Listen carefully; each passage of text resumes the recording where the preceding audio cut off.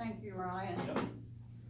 He drives up from Louisville He does? every week, yeah. Oh, well, I'm headed to Louisville right after this. Oh, you are? Yes, I What's have going a on? meeting with, the WellCare CEO, Okay, and, I'm just trying to meet with, actually, they're calling meetings with me, but it's about healthcare. Now, as soon as we see Jesus come up on the on the camera there, then I'll start, and I'm gonna always do something a little unique. Okay. So just prepare yourself. All right. prepare we never yourself. know. It's like living with a loose cannon. Trust me. Oh, you're a good sport. I kinda have one of those. I know you do, I can tell. Mhm. But it'll all go well. Excuse me. See, It's true.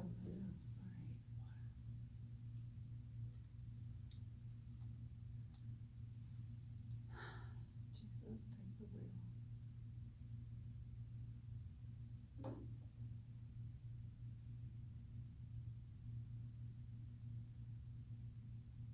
By the way, the camera, if you want to say anything directly, is right there. Okay, Oh, yeah, this one right here. yeah, The little one down there. right, okay. I usually try to talk to whoever's, asking You go ahead and start. questions. Oh, we can? Yeah. Oh, we were waiting for Jesus. I'll have it in a separate thing. Oh, Okay. yeah, okay. Well, I'll do let me give him a minute to get back in there. Mhm. Then I'll do a 5, 4, 3, 2, 1.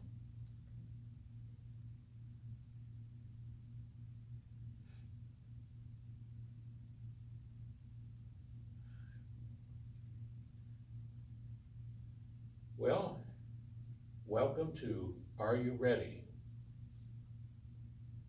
Where have you been? Where are you going? What are you seeking? And are you ready for the Lord? Well, coming up this Sunday is Mother's Day. And I have two wonderful mothers right here with me today. And I had a wonderful mother, but today, little surprise to these mothers and to the mothers out there in the audience, I'm going to do this. You are so beautiful to me. You are so beautiful to me. Can't you see? You're everything I hope for. You're everything I need. You are so beautiful to God. And today I say that mothers are so beautiful to God. When the good Lord made man, he looked down, he surveyed the situation, and he said, whoops, I can do better than that, and he made the ladies. So, Amen. where have you been? Where are you going? What are you seeking? And are you ready? Ready for the Lord? Well, before we get into the topic here today, with our guest today, State Representative Kimberly Poore Moser, I'd like to tell you a little bit about the upcoming shows so you can be prepared for them. Of course, today we have our state representative. She happens to be a state representative in my district where I live. I'm very proud of her, and she's doing a great job. Yes, she Thank you. is. But in the shows coming up, we decided to do the show so that we would have a good look at what the perspective is in Northern Kentucky. So following this week, we will be coming on each week with a different county judge executive. And we'll start with Judge Executive Gary Moore of Boone County, here in Boone County, Kentucky. And then we will go the following week, that'll be next week. The following week on the 25th will be Judge Executive Chris Knockelman. And then on June the 1st, we'll have Judge Steve Pendry. And that week, we'll also have on Mayor Jerry Peluso. And June, as you know, I'm a little partial to Jerry Peluso, the mayor over there, because I sing My Old Kentucky Home every year there at the Italian Festival down in the Newport on the river. levee. That's right. And I've enjoyed doing that for him for many years on Thursday. So we want to promote the Italian Festival a little bit, and with Jerry Peluso. So we'll have Judge Executive Steve Pendry, and we'll have Mayor Jerry Peluso on that week. And the Italian Festival starts, that be June the 7th at 7 o'clock that evening, if you want to come out and listen Which to is the a opening Thursday. ceremonies. It's a Thursday. That's a evening. Thursday evening. And runs through to Sunday. And runs through Sunday. And then on June the 8th, we'll have Stephen P. Woods, Judge Woods, from Grant County. And then and a fine man, by the way, and that's where my parents were from. And mine. And yours That's came right. from Grant County, so praise the Lord and pass the ammunition of godly principles. And then we'll have Judge Executive Casey Ellis from down in Owen County on June the 15th. On June the 22nd, we're gonna have, that'll be Pastor Randy Wallace from Oak Ridge Baptist Church co-hosting with me again on that day, because that's the night that he and I and several others go to the Fairhaven homeless shelter and sing to the homeless. So we keep that night open for Randy and for Miss June to be on and talk about Fairhaven and giving back, as my mother used to say in a poem she wrote back when she was a sophomore in school. Which he was trying to find Which I was trying to find this morning. Could not find it. But to read it's it. somewhere in my office. It's somewhere in that office. Everything I take into the house now, if it didn't go into my office, it doesn't come in. And when you enter John's office, you enter with caution, and I recommend a hard hat. I've been in my But the office, title yes. of the verse in the 9-Star magazine, literary magazine, back when she was just a sophomore, was "Give a lift to your fellow man." And if you really want to see it, it's out on YouTube under our prayer that we put out there on YouTube. And then on June the 29th, Judge Executive David Fields from Pendleton County. And speaking of David Fields from Pendleton County, I was down there Tuesday, had 1,000 seniors down there in Falmouth, Kentucky. The folks from WIOK 107.5 FM were promoting that thing, Gil and Jan Hammond with Tri-State Gospel, and I always tell everybody, if you want to become a good Christian partner with them, send them a little contribution, join them down there as a partner. June and I have been partners for 20-some years, haven't we, June? As long as they've been As long as they've operating. been operating there. Gil and Jan Hammond at Tri-State Gospel there out of Falmouth, the Post Office Box 50 down in Falmouth, Kentucky. And so Judge Fields will be coming on. They invited me down there to sing My Old Kentucky Home, and I just had a ball. And that's on Facebook now and YouTube if you would like to see it. But today is a special treat for me because, and I'm gonna ask her, because the beginning of the show is, where have you been? Where have you been? How did you get involved? How did I get my start? How did you get a start? And, Once upon a and, time. I know. and you know, you have an interesting background, tremendously interesting background, and you're doing some very great things, as June says, and we'll get into that later, that you're doing right now. But Thank where did you come from? Okay, so I grew up in Boone County, and I went to Connor High School, and ended up going to Spalding University, where I got my BSN in nursing, my Bachelor of Science in Nursing. And so I really got my start in healthcare, in nursing. Worked as a neonatal intensive care nurse for a lot of years, and flight nurse, doing the same with neonatal intensive care nursing. As you know, I put my husband through medical school, residency, fellowship, and we've been married for 33 years this year. We've raised 5 sons, and so. Did you hear that, people? Now, did you hear that Not one? one, not two, I know we're gonna not touch on that three, some more, but but 5 sons. that's a mother and a half. That's a saint. Thanks. Oh, and I really appreciate your song. That is so sweet. And thanks for the Happy Mother's Day. That was very, very nice. Yeah. But yeah, so we raised our boys, and I was fortunate enough to be able to stay home with them. And so I volunteered quite a lot in the community. And I got really interested and involved with the Medical Society Alliance. And that is kind of the volunteer arm of the Medical Society. And so we work with promoting quality health care and advocate for sound healthcare legislation. And so that is really how I stepped into, aside from the fact that I grew up in a political home, which you know. So I was exposed to the political world there, but I really stepped into legislation when I got more and more involved with educating on medical legislative issues. So I worked quite a lot with the Kentucky Medical Association and Alliance, and I served as the state president of the Kentucky Medical Association Alliance, again, the volunteer arm of the Medical Society.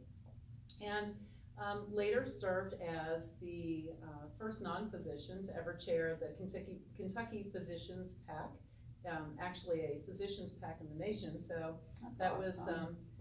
was it was an awesome experience.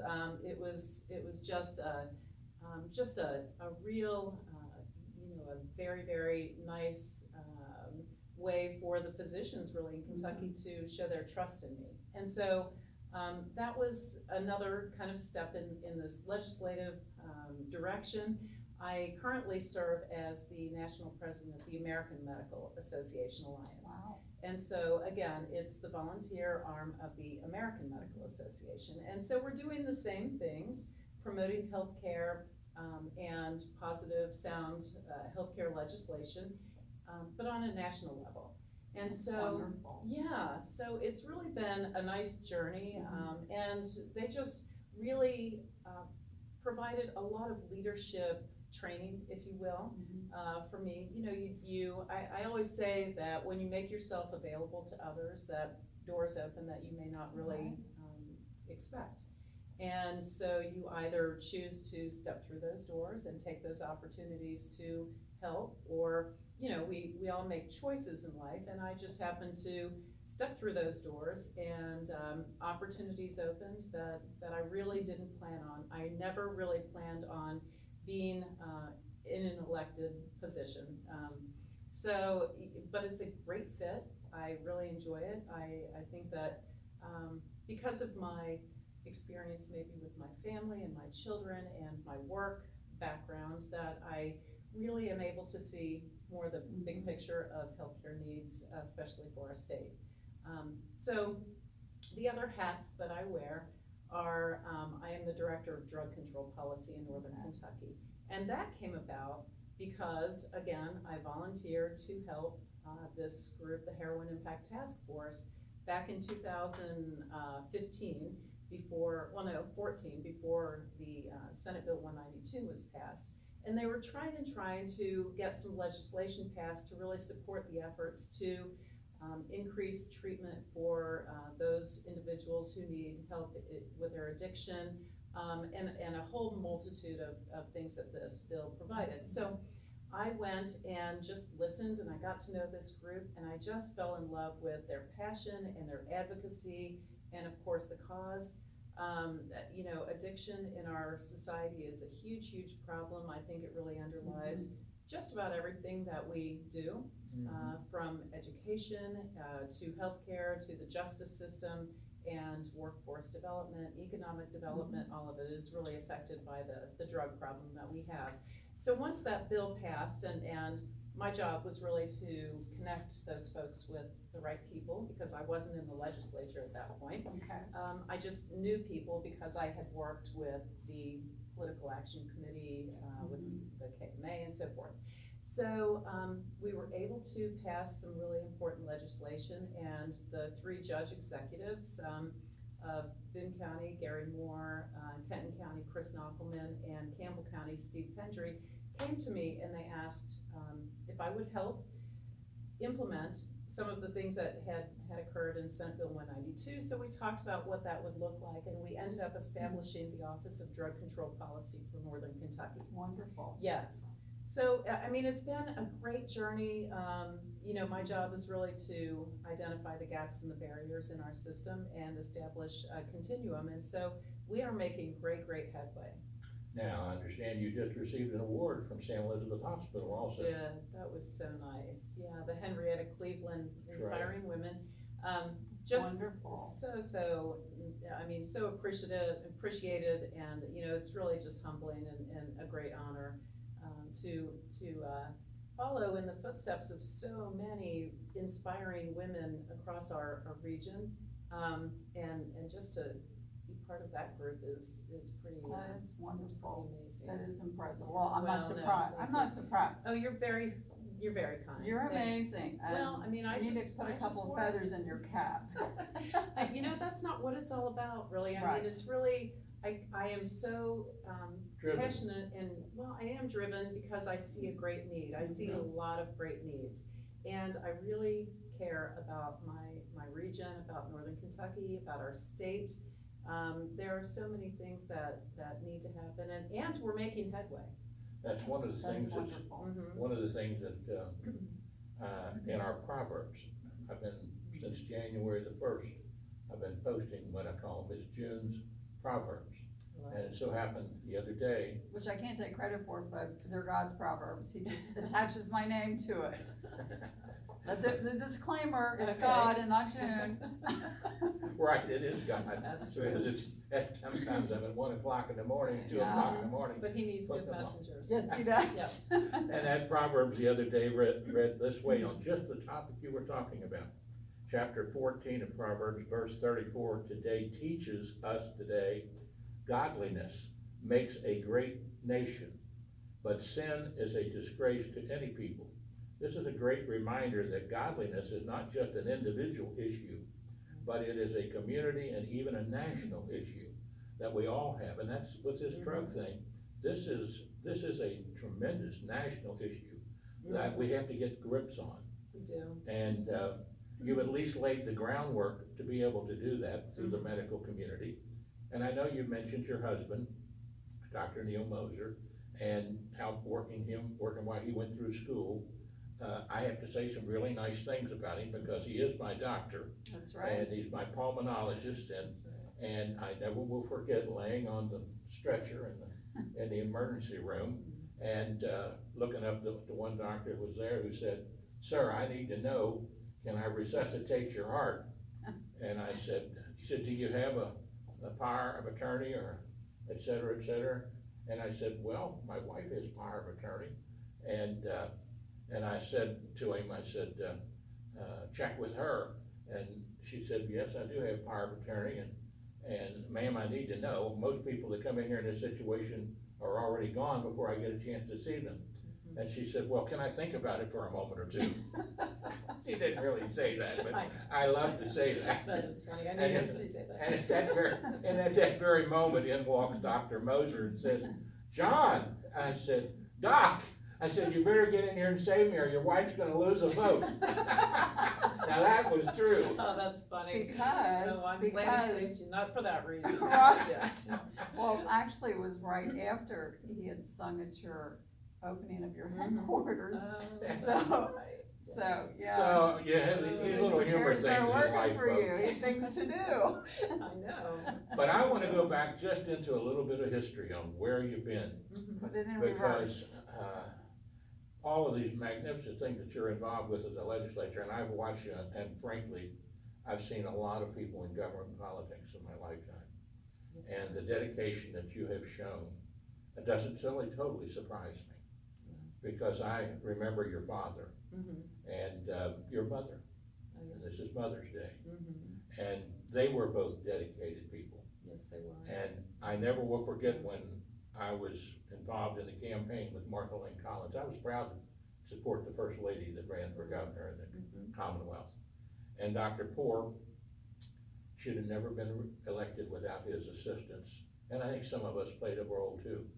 But when I went over and talked with him during the primary, and he showed me what his plans were, I thought at that very moment, I have never seen in all my career anyone that was so prepared Mhm. and planned and had everything laid out on a schedule and on a graph as to who was gonna go where and what was gonna get done Mhm. and what they were gonna work for. And I have to give him credit for that. And I've told people this many times since then, that he was probably the most beneficial to Northern Kentucky of anybody that I've ever been associated with in politics or in government. And, because he really, really cared for what was going to happen across the whole Commonwealth, and in particular, give us a voice in Northern Kentucky. And it was the first real voice that we had in Northern Kentucky that was organized and ready to go. And you followed in his footsteps. So you tell Dr. Floyd Poore I was saying some nice things about I him. will, absolutely. And about Give his him wife questions. Margie, because he couldn't have done it without her. No, Because we lived in a house down there by That's right. ourselves, Yeah. and I was part of that action too, and it was all hard work. I mean, we were It is hard work. fingers to the grindstone. Our job was to get it done and get it done right and honestly.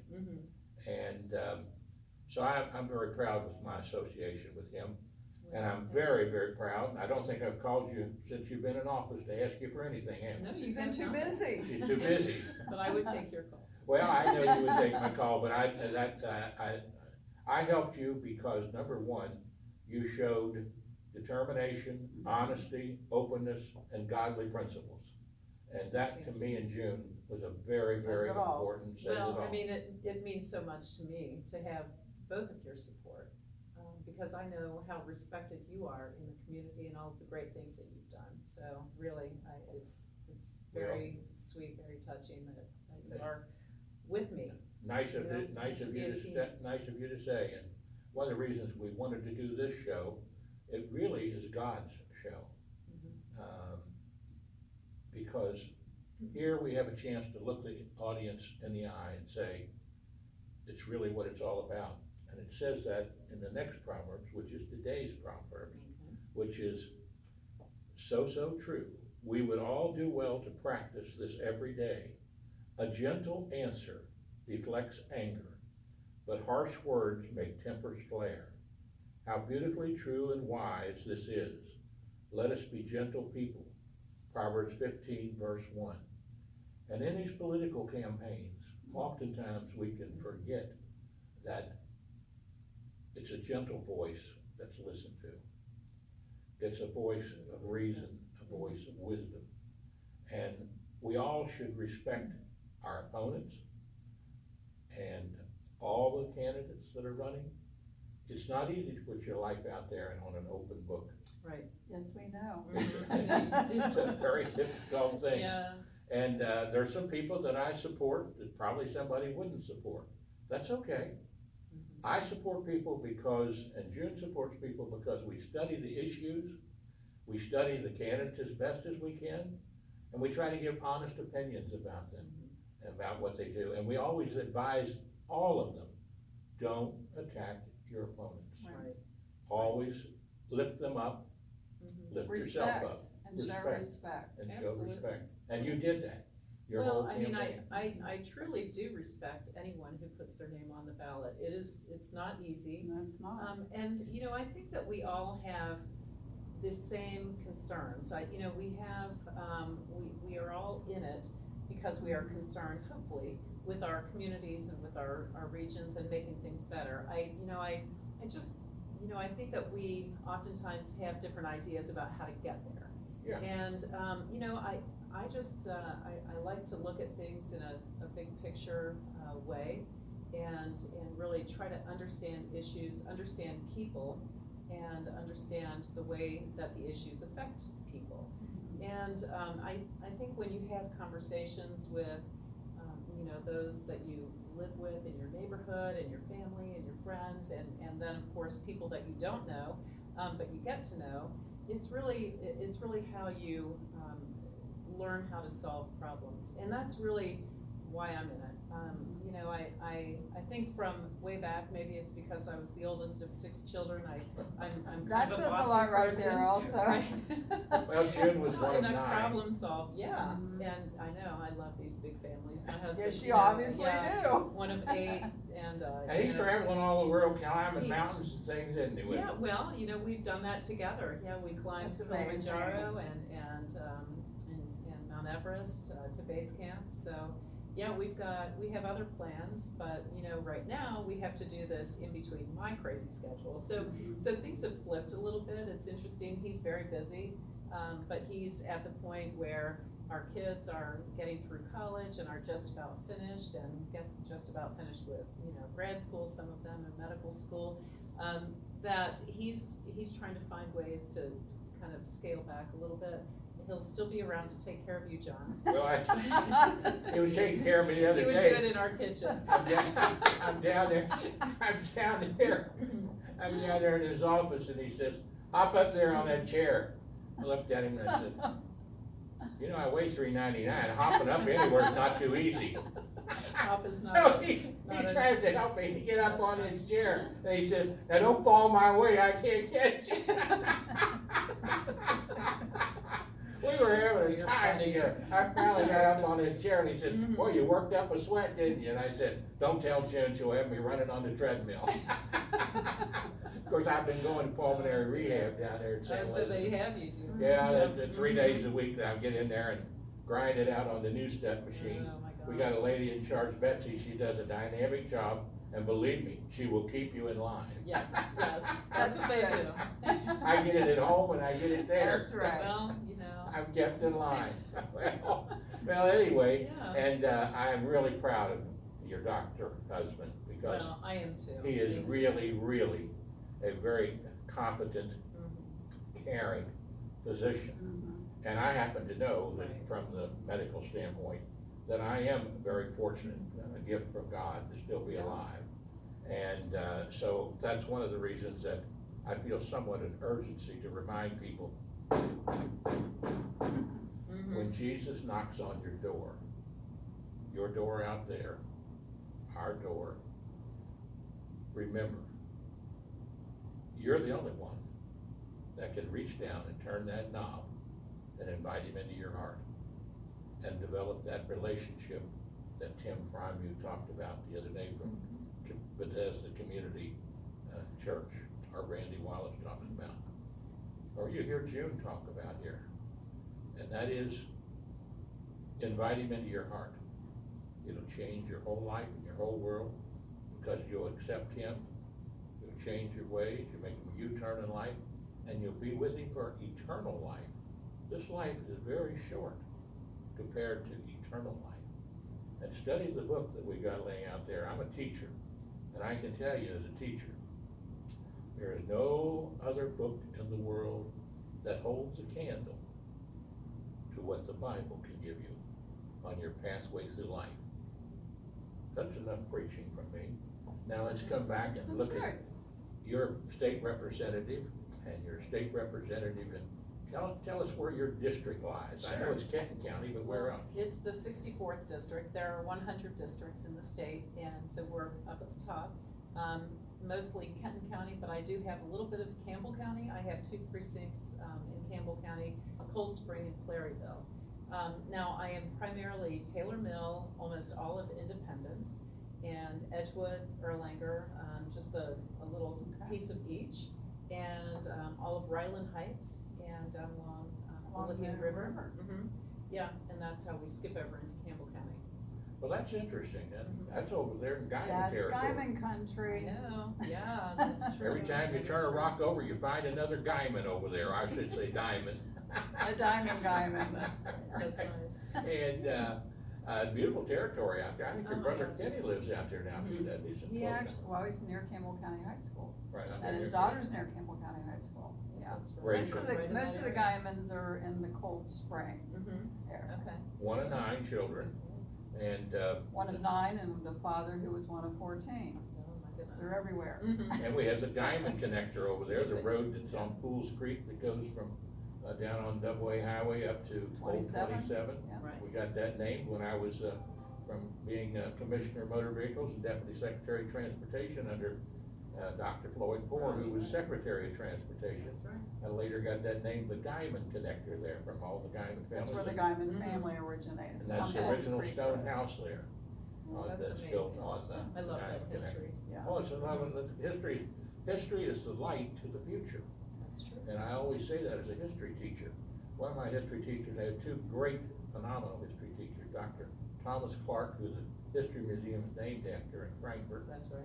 And he would come up for our picnics that we had, didn't he, June, and spoke? We actually had a picnic, it was to celebrate his 100th birthday, and this Aw. man rolls up and, And he made it. Yeah. wow, he was amazing. Made it to be 101, bless his Yeah. heart.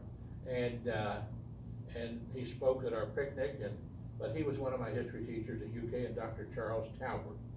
And I'll go all the way back to Simon Kenton, Mrs. Hinsdale, Reuben Hinsdale's wife, Okay. history teachers.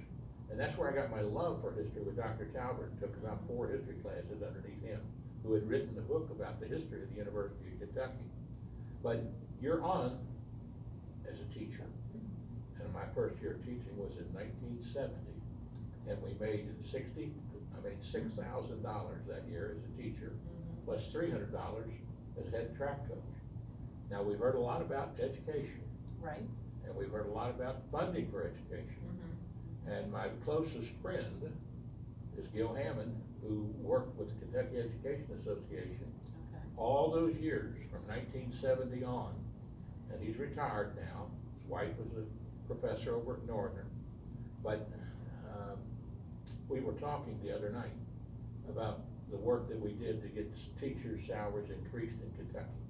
Because back in 1970, 2 things that are very important to remember. Teachers' salaries were about ranked 47th, 48th in the state, Unbelievable. all the states. Right, right. Today, due to a lot of good legislators and good governors, we have the teacher salaries today, according to NPR, just a survey that just came out, is about $52,000 a year. And when you compare it with cost of living across the nation, Right. it even jumps up a little higher to about $60,000 a year, close to Adjusted. it. Right. So my point being here is that we got teacher salaries, now we're up about 6th or 7th in the nation, if you consider the cost of living Right. Adjustment. And even without the cost of living adjustment, we're about 11th in the nation. Now, what does that all say? Well, that says we're doing, I think, very well in Kentucky I do too. for teacher salaries. Now, the pension plan, that is something different. And I need to say to the public out there that you need to take, and to the teachers, you need to take into consideration a little bit with this as to the fact that we do have probably the best retirement plan for teachers in the nation, or one of the best. It's. But it wasn't Yeah. funded properly. You are right. And part of the reason it wasn't funded properly was back in legislators that were there long before you were there. Right. They, instead of increasing the salaries, they thought, well, we can increase the benefits and the retirement plan, and people can, they'll go along with that. Right, right. It was a good Yeah. political move. I know. And, but to give Governor Bevin credit, he has tackled the situation. Now, Right. maybe the way he handled some of the things PR-wise, probably left some scars there.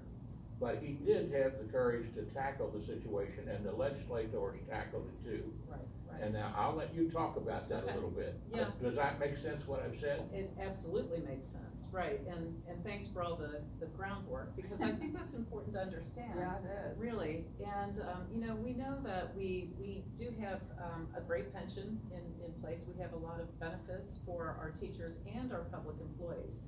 And, but when you have these promises and no sustainable funding mechanism, it's just not something that is a long-term viable situation. And we knew this, the actuarial analysis really showed that we were somewhere in the beginning, we didn't really know exactly how unfunded this pension liability was. It was between 40 and 60 billion dollars. That is, just to put that in perspective, our state budget every year is about $10.5 billion. Right. So, we have this huge, unfunded pension that's just kind of out there, and people are ignoring it for years and years. It's ignored, and of course, when it's ignored, the costs go up and up. And it really, we were being hurt as a state with our credit rating, and we We are unable to attract businesses because we have this, you know, this horrendous liability. And everyone knows that at some point, the bills come due. Absolutely. And when those bills come due, if we did not change anything, the checks would freeze.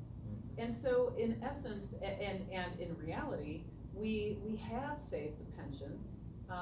Did we do as much as the governor, for example, wanted to do in the beginning? We didn't. We really worked with stakeholders, we worked with the teachers, we worked with the KEA, even the NEA came in, and we worked long and hard on finding a solution that was palatable to all of the stakeholders with whom we worked. Now, as far as what was communicated, I do think that there was a lot of misinformation that was really perpetuated. And I hate that because we worked hard to really make this work.